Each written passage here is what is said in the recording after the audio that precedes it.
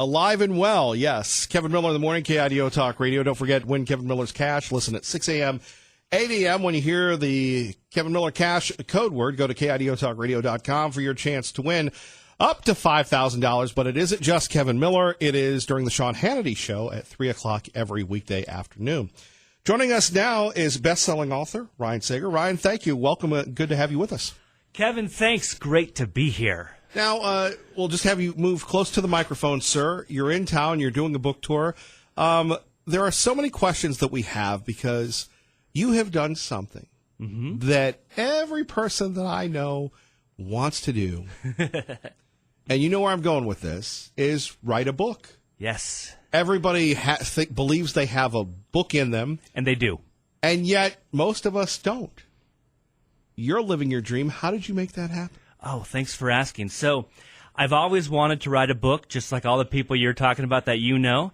And I've always kind of worked at it, but it wasn't until I, got married and became a dad, and I had a 5-year-old daughter who was so smart, so charming, and so tenacious that I thought, she's the lead character of a book.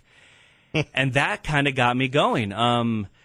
The book is called The World's Greatest Chocolate-Covered Pork Chops. Now, does this have to do with international terrorism?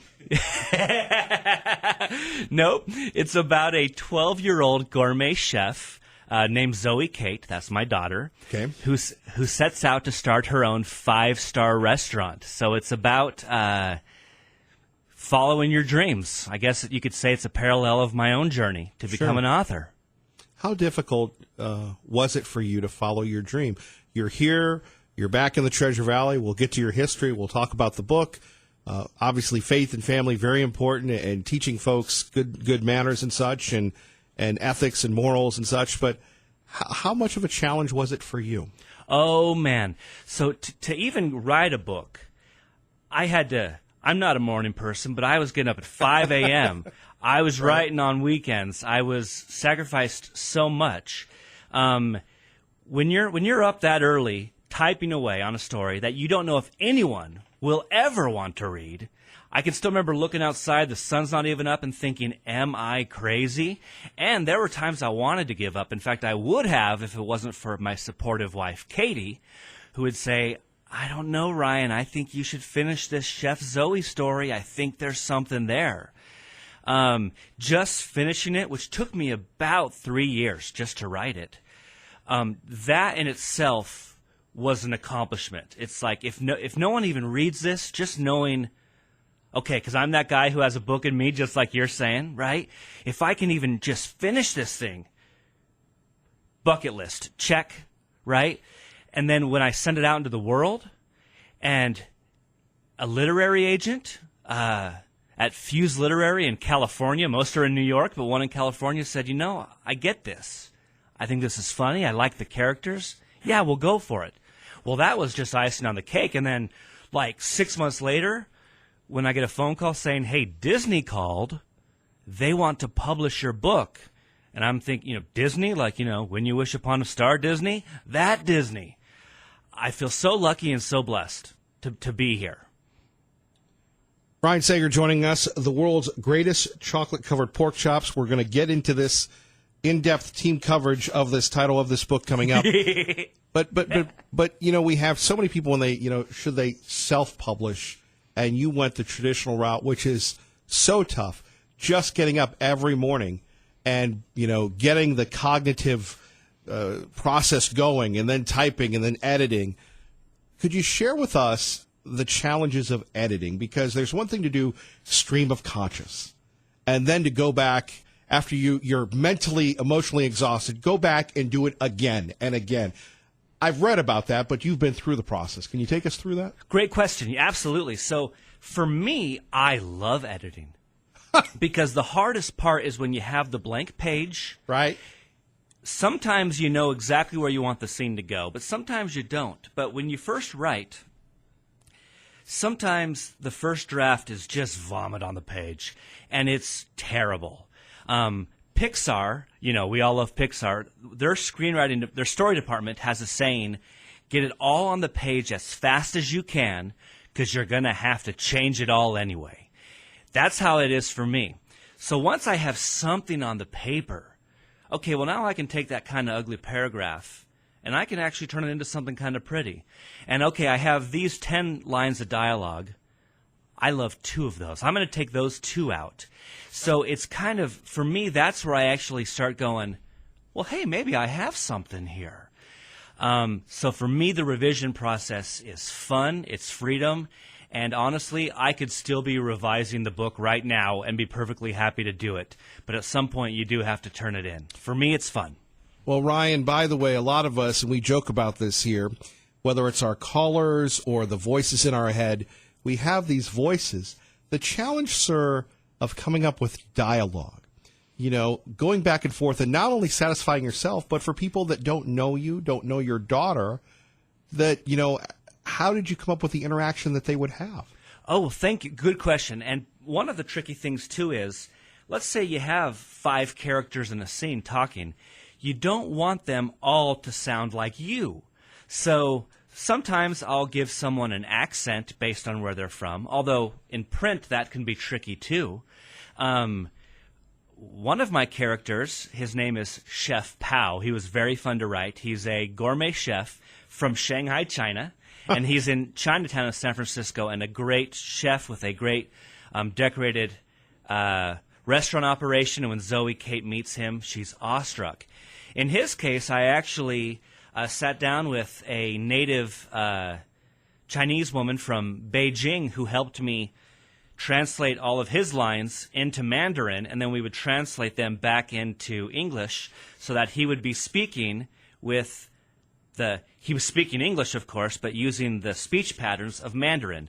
With Zoe, I just thought of my daughter, and basically whatever's going on, whatever obstacle you throw at her, she just sees this as, oh yeah, well, this isn't a big deal. All we have to do is this. Right. No matter how crazy. In the first chapter, she's in a bank talking to a banker to get a $50,000 loan. As a 12-year-old girl. As a 12-year-old. And to her, she's thinking, well, I'm going to pay it back. What's the big deal? Like, once my restaurant's open, right, it's going to be huge. In fact, we're going to have restaurants not just in San Francisco, but we're going to be in London and Paris. But let's start small. We'll just do one city at a time.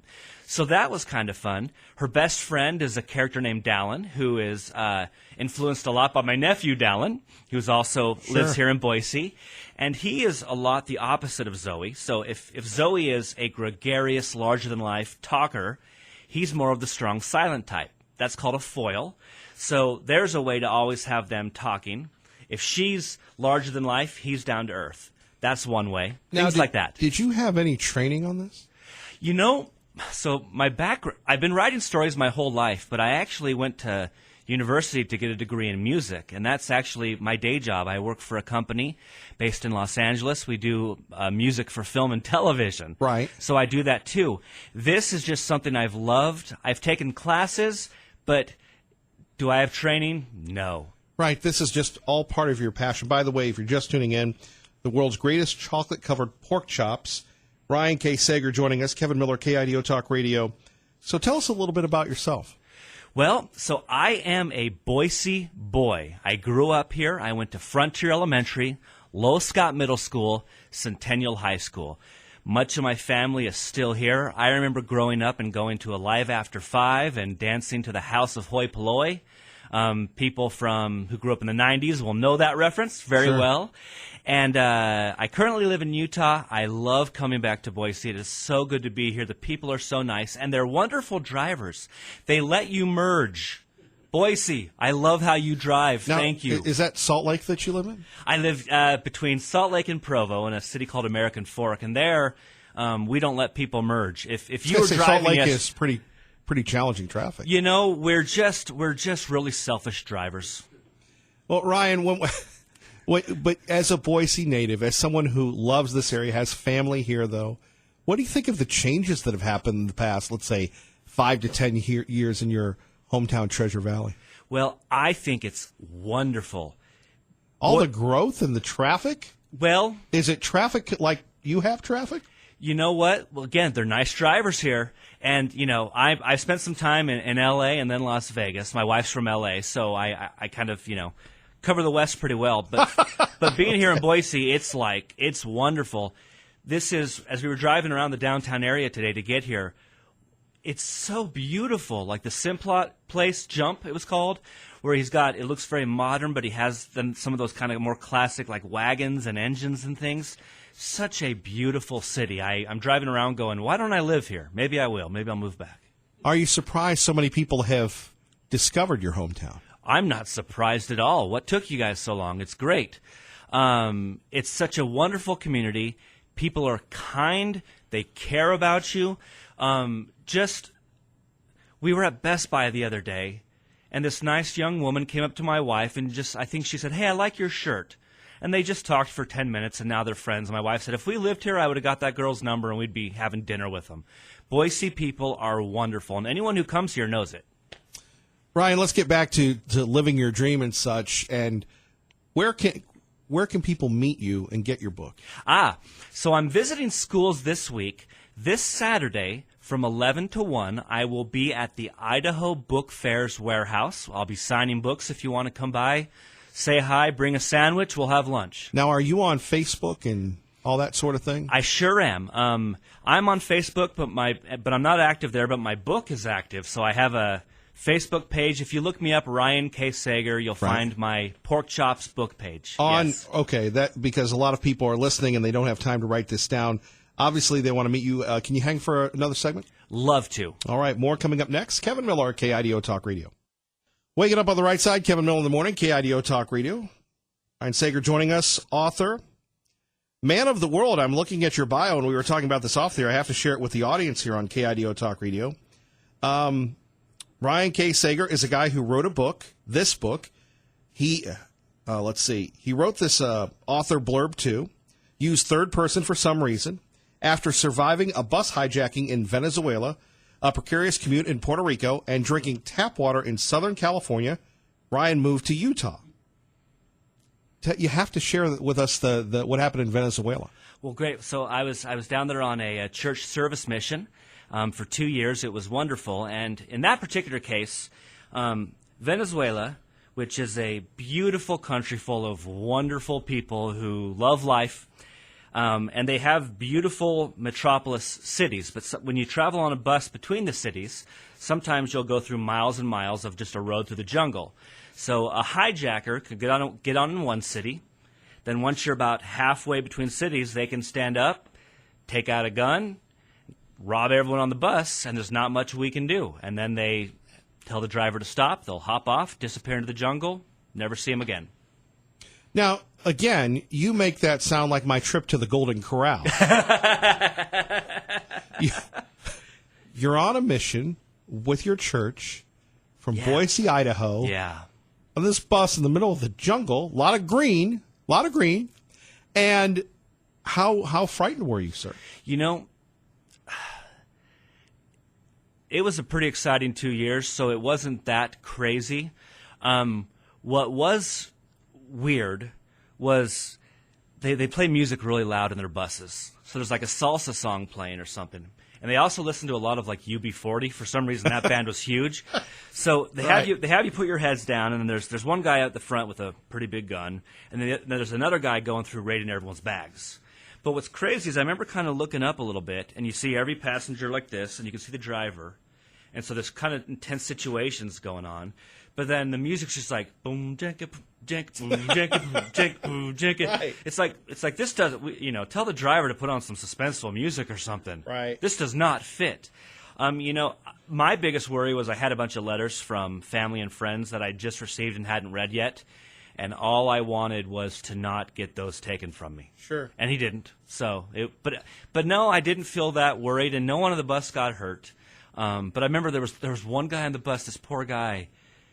He had I don't want to say it was his life savings, but for some reason he had a crazy amount of money that I think he was going to a bank to go buy, and they took it from him and ruined his life. I remember he was just devastated. Muy triste. How did your mission impact you? Oh, man, it did everything. It taught me responsibility. It also kind of taught me to always think about the bigger picture. For example, this book, someone asked, a student yesterday asked me, are you proud of yourself for writing this? And I said, yes, I am. But more than that, I'm grateful. If there's anything in my life that I want to be proud of, it would be being a good husband and a good father, good neighbor. I do value my relationship with God. I believe that's something real, and I try to nurture that. So the book is fun. It's exciting. It is a dream come true. But if it all went away, if I woke up tomorrow and it wasn't here, I'd hug my wife and my daughter and say, hey, life's pretty good. Now, what about the Puerto Rico thing? So I was down there selling alarm systems. Did that for a summer. Now, hold on. Wait a minute. Mission in Venezuela. Yeah. You're a music guy. Yeah. You're a writer now, but you were selling alarm systems in Puerto Rico? Yeah. It doesn't fit the narrative. I mean, you're a writer. I mean, in fact, I wanted to study marketing at school, and then I went down to Puerto Rico for a summer to sell. And part of the reason I did it was because we could sell in Espanol, and I like speaking Spanish. It's a lot of fun. And swinging from vines and going to the beach and things. So Sure. It's great. But I hated selling so bad that I went home and said, I'm not going to do marketing. I'm going to do music, and I'm going to try to write books. So in a way, that was kind of what made me realize what I didn't want to do. I didn't like sales. Ryan K. Sager joining us, the world's greatest chocolate-covered pork chops. You and I were sharing stories off the air for a moment. You were sharing stories. I was listening. And to let everybody here at KIDO Talk Radio understand how much of an accomplishment this is, and for people just tuning in, we'll talk a little bit about the great John Grisham. When he wrote his books, he was rejected. There is to be a writer, to not only put in the time in. You know, I was talking to years ago this guy Major Garrett. He's a big guy with CBS, with Fox, and he, like you, would get up in the morning before he would go to work and put in a couple of hours, and then at night a couple of hours. It sounds a lot better, except when you're the actual person doing it. And then on his weekends, while his family was having a good time, he was writing in this project that he, at the time, only believed in. And then you send out the query letters and everything else. I mean, John Grisham was rejected a lot, and yet here you are. You get signed. Now Disney is publishing your book. Divine intervention, the planets aligning in the right way. How would you describe the process? Good question. So there's a little bit of both. So one thing that I would say to anyone who wants to go on this particular industry is the thing that impressed me was that when an agent, like when I was querying literary agents, they're the ones they're like a sports agent. They take, instead of you as a player, they're taking your product, shopping it to publishers. They were very sincere and thoughtful people, meaning they weren't just like they would basically look at this, is this a client I could help? I had some even say, some just didn't respond, and some it was a very just clerical, formal rejection, and that comes. But then some would say, this sounds really fun. I just don't represent this kind of client, for example. When we went to publishers, I found the same thing. The publishing industry, as kind of, it's all in New York City, and as big and scary as it is with the high rises and people in hurries and all that, we're very sincere, thoughtful people. Sometimes one publisher that passed on this work was Little Brown. They're the people who published Twilight, for example. That's probably... Little Brown is big. They're big, yeah. Even to get a meeting with them, Ryan. Yes. And they read the book, and they responded and just said, we've published a cooking book before, a book about cooking, and it didn't do well, so we're not going to do that again. But we really like how Ryan wrote, and we would love to read more, which sounds kind of like a really polite rejection. But my agent said they don't just send this. Like, it's usually just a real yes or no, but for them to even say that is kind of cool. Once I got the publishing deal and I got on the phone, my editor is Kieran Viola at Disney Hyperion in New York. And her team are people who love books and they want it to be great. In fact, they even went as far as they hired a professional chef to create recipes based on the recipes that I made up in the book. And these are crazy recipes. These are recipes like smeeze cake, which is a combination of s'mores and cheesecake, and chocolate-covered pork chops. That's a real dish. The recipe is in the book. My wife made it. She's a great cook. She made a delicious chocolate-covered pork chops. I've eaten it. So you have all these people proofreading it, agonizing over, is this the right title? Is this the right way to start a chapter? Is this artwork good enough? So there is rejection, yes, but behind the doors of people rejecting you are a whole swarm of people who love books, and they want your book to be as good as possible. So lots of rejection, but there's a real humanity to it that was inspiring. Where did your belief come from that to stay with it? Oh, man. Amidst the rejection. That's a great question. Of course, as I've said before, it helps to have a support system. Right. In that case, it was my wife. I also went in just knowing there's a lot of rejection. So when you know that, when you get a rejection, you don't take it personally. You just know, hey, this is part and parcel of the game. So we just went into it. And then as far as what makes you stick with it, what else am I going to do? We're all living every day. We're all getting older every day. Life is sweet, but we can, whether we're pursuing our dream or not, life's passing us by. So sometimes it was just that logic of, let's just go for it. And you know what? I wanted it.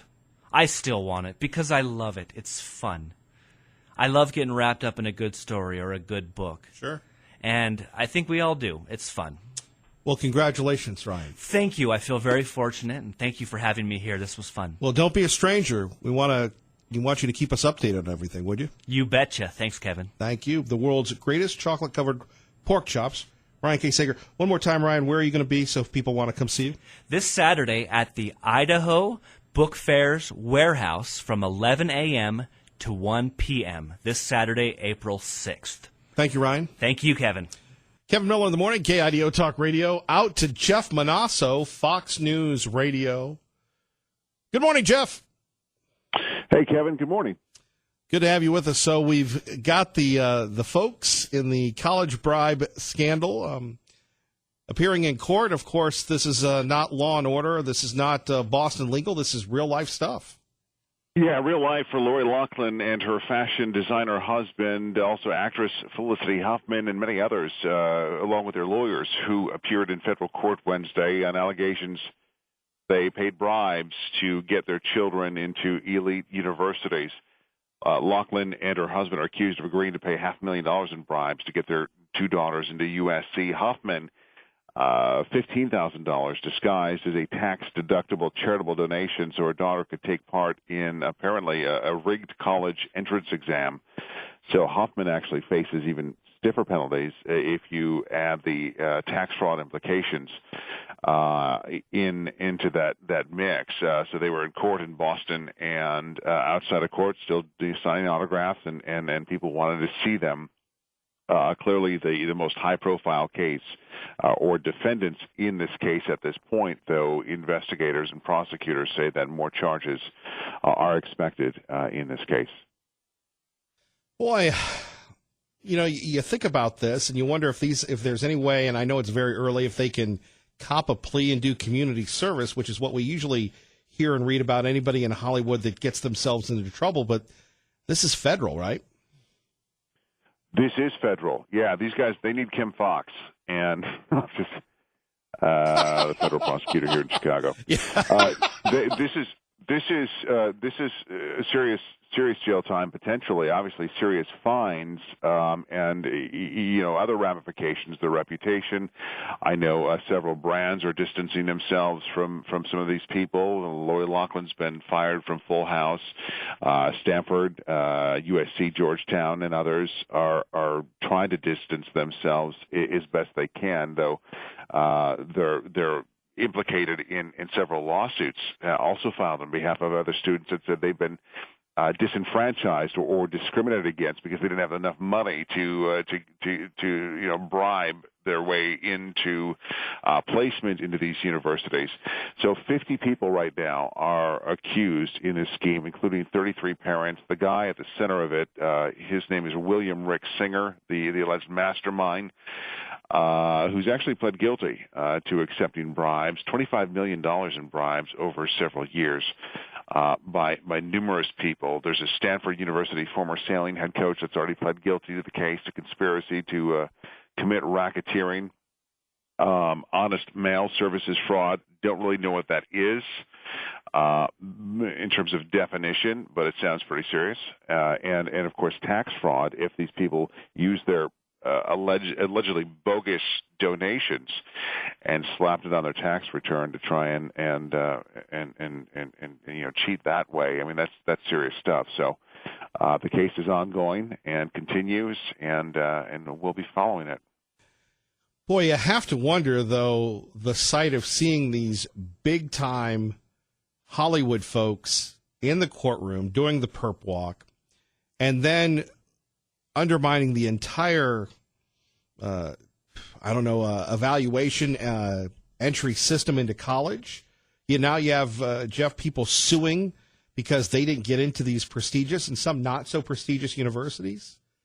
Well, it just doesn't seem fair to the folks who have done it the hard way, have studied and studied for the SAT or ACT exams, just to have high-profile people with the financial means pay proctors to cheat, to change answers, to take tests for them to get these kids in, or to pay organizations like William Rick Singer's to doctor Photoshop pictures of athletes pole vaulting, or on the row team, and you superimpose your child's picture onto that athlete, and you go, this is part of my kid's credentials, and so they submit all that stuff. I mean, it's pretty elaborate, and so it doesn't seem fair to a lot of students who've done it the hard way, and thus the lawsuits that we're seeing against some of these universities. Jeff Monosso joining us, Kevin Miller, KIDO Talk Radio. I guess everybody will get their day in court. Yeah, we'll see. This is going to roll along. This was basically a procedural type hearing yesterday where the judge was just, saying, do you understand what you're charged with? Do you understand your rights? There were no pleas made, but you've seen several pleas that I previously mentioned, and probably to help these defendants try and avoid some jail time. I think if it's beneficial to cop a plea, that many of these people probably will. Jeff Monosso, we always appreciate you, and as we say in the bigs, keep your powder dry. Thanks, Kevin. Thank you. Our great friend Jeff Monosso, Kevin Miller in the Morning, reminding you it's time once again to win Kevin Miller's cash on KIDO Talk Radio. How do you do that? It's very easy. You listen at 6 a.m. and at 8 a.m. When you hear Kevin Miller give you the cash code word, go to KIDO Talk Radio, type it in, and you can win up to $5,000. But it's just not with me. It is with our great friend Sean Hannity. You can check him out at 3 o'clock. And we'll have another code word. The more code words you get, the more boom, boom, boom, the more you can sit back and have a chance to win up to $5,000. Now, you know what's interesting is the story going on in Nampa. And we have proudly supported the city of Nampa in their anti-panhandling sign, which is funny because whoever believes that there's an anti-panhandling sign. In fact, we were first telling you how ridiculous it was that people were defending the panhandlers, right? Well, the panhandlers are good people. We want the panhandlers here. Because why not? Let's get the panhandlers here. And here you have, if you're not familiar with this story, basically what happened in the city of Nampa is you had 9 signs. Only 9 signs go up. And with these 9 signs going up, 9 out of 10, you had one person, maybe a couple, saying, this is discrimination. And basically what it says is, look, panhandling is not welcome here in the city of Nampa. We don't want to turn Nampa into Detroit or whatever, right? We don't want to turn Nampa into that type of city. So then, boom, boom, boom, we have a city council meeting. And we're going to determine the legality of whether or not Nampa is allowed to post signs saying that panhandlers are not welcome. No, really. Believe it or not. at 580-5436, 580-KIDO. I think this is great. And, of course, you take a look at how the story is written.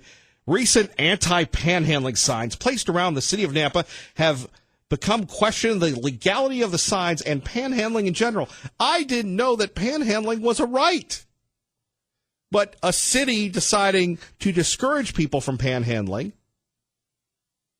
well, we're going to have to take a look at that to make sure that, that this doesn't continue. According to the Idaho Attorney General's office, there is no state law that deals specifically with panhandling.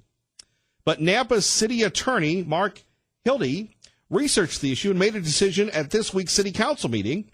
And he cited an ordinance. Every person is guilty of disorderly conduct when he accosts other persons in any public place or in any place open to the public for the purpose of begging or soliciting aims. And then it goes on and on. This is, this is funny. The mayor said the city council has received a lot of feedback about the signs, many in favor. Of course, who in the world is going to oppose the panhandling signs except the panhandlers, right? Tom in Nampa with Kevin Miller on KIDO Talk Radio. Good morning, Tom. Good morning. I just got up, so I just caught the tail end of your panhandling sign, but I have another question. I saw the news about that Congress critter that wants Trump's last 6 years of tax returns. Yes, sir. Given the number of millionaires in Congress, and there's a bunch of them, what say we have the last 6 years of Congress's tax returns? Right. I think that, if the argument is he may be enriching himself due to his position, is it not also true that Congress can enrich themselves due to their position? Well, look, Congress, remember, Congress is the only place where you can legally inside trade. True. And there was a guy, Spencer Backus, I used to cover him in Alabama, who in fact went in a pauper and left a millionaire. And apparently, again, according to published reports, he didn't do it correctly because there was a huge firestorm over it. And that's where it first was disclosed that, you could find out things are going on. Now, ethically, it may be different, but you know how it is. Look at Barack Obama. We talked a little bit about this, and Tom, thanks for waking up on the right side here, where Obama had tons of money pouring in, but because he didn't seek federal matching funds, no one knows whether that money came from China or Russia. Yeah, but, you're talking about Barack's a wonderful. Barack's, Thank you, Obama. Yeah, how can you even think that so superior, a sort of human being, maybe demigod, could possibly take any filthy lucre? I mean, really, sir. How dare you, sir? Sense of justice. How dare you, sir? Yes, you swine. No, really. Do you remember when Maddow, we have the 2007 Trump tax return, and all it basically said was, damn, this guy's made a lot of money. I'm like, one, that is private information. Anybody with any sense of decency would, of course we're talking about Maddow, would have it remain private. And on that note, if we're going to have Congress, who are basically passing judgment on somebody else, and the news dinks, let's see their tax returns while we're at it. I'd love to see Mathhouse. I want to see how much these people who are these paragons of, wonderfulness and charity and virtue and all this stuff, how much of your income did you give to charities? I mean, real coin, not just... Well, you remember Hillary Clinton, Hillary Clinton gave away Bill's underwear, and it was used. I was about to say, her generosity knows no bounds. Tom, thank you for the call. Kevin Miller, KIDO Talk Radio. And I'm Kevin Miller, KIDO Talk Radio, 107.5 FM, 580 AM. A few things that, if you're just joining us, the city of Nampa doing something that I applaud, and that's putting up these anti-panhandling signs, and then you have people criticizing, and I don't really get it, criticizing the city for putting up panhandling signs. And here you have Mayor Kling saying, I think the one prevailing thing that I'm hearing a lot of is that we, want to keep our community of Nampa the way it is. She told Channel 7, we don't want to become like some of the other major cities that are dealing with some issues about homelessness and panhandling. Boise? Also, as part of the discussion about the signs, Nampa Police Chief Joe Huff mentioned how many citations they had issued for panhandling. Under the state statute, he said officers had issued 62 citations for panhandling. So if you don't have any money, and again, for entertainment purposes only, but I'm trying to figure this out, and you get a citation for panhandling, how are you going to pay that? Right? So 62 citations over the last 3 years. Based on the city ordinances, only they've been given out for panhandling over that period of time. So it's, again, it shows you how blessed we are to live in the Treasure Valley where this is a major story. I think the city of Nampa should be applauded for it. Do you? 580-5436, 580-KIDO. What's the harm in saying that behavior is not acceptable? And as we first told you here, Kevin Miller, KIDO Talk Radio, panhandling is illegal in Nampa, according to the city attorney, which is wild that it even had to become an issue. Maybe it shows you how compassionate we are. By the way, if you're looking for a part-time job or a new job, Target has raised its minimum wage from $12 to $13. So Target is starting folks out at $13 an hour. We'll get more on that in a minute. 580-5436, 580-KIDO. But let me be clear about this. We have to sit back and, of course, thank our Lord and Savior for the blessings that we have and the ability to achieve in America. But whether it's the city of Boise and their battle with the Ninth Circuit, because they don't want to turn their city into Salt Lake, where you have the homeless people camping out, using parks as their own personal latrines, where we have issues of drugs and needles and syringes and gosh knows what else, the city has a right to protect itself, I believe, from the loiterers, from the squatters. And, gosh forbid this would happen to any one of us. That's our biggest fear. We live in such a glorious time right now, and it was just 5 or 6 years ago where we had the Great Recession, and everybody was wondering, hey, am I the next to lose my home? I understand that. You understand that. We get that. But there's a difference between that. I mean, how many times have you seen someone at the parking lot of a restaurant, a stop sign, a red light, a stoplight, traffic light, need help? And maybe you see that same individual every day. It breaks my heart when I see children or I see pets with them, right? Those pets don't deserve that. Those kids don't deserve that. And you think, man, by the grace of God, there go I. I want to make sure that doesn't happen to me. Well, that's why you have great nonprofits that do wonderful work. Quickly to Kurt, Kevin Miller, KIDO Talk Radio. Good morning, Kurt. Good morning, Kevin. Hey, you know what the story was saying is that it's a state law, against the state law at the Panhandle. Well, with our liberal Dave Beater, he's just like the rest of the libs about the illegal immigrants. It's against the law, but they're letting them come in. And so in the city of Boise, they're letting them panhandle if it's against the state law. So I'm confused here. Is the law does not pertain to them or what? From my understanding, Kurt, the state law says it's up to each individual city. Oh. Okay, because I just thought it was across the board. No, there currently is no state law against panhandling. What it is they cited citations to something general, but each city has a right to enforce their panhandling ordinances. Oh, okay. Well, this gets us back to the liberal Dave Beater because he doesn't want to have the law, and he lets them camp on the street, and it will turn into either Portland or Salt Lake or somewhere. Kurt, thank you for listening to KIDO Talk Radio. Good morning.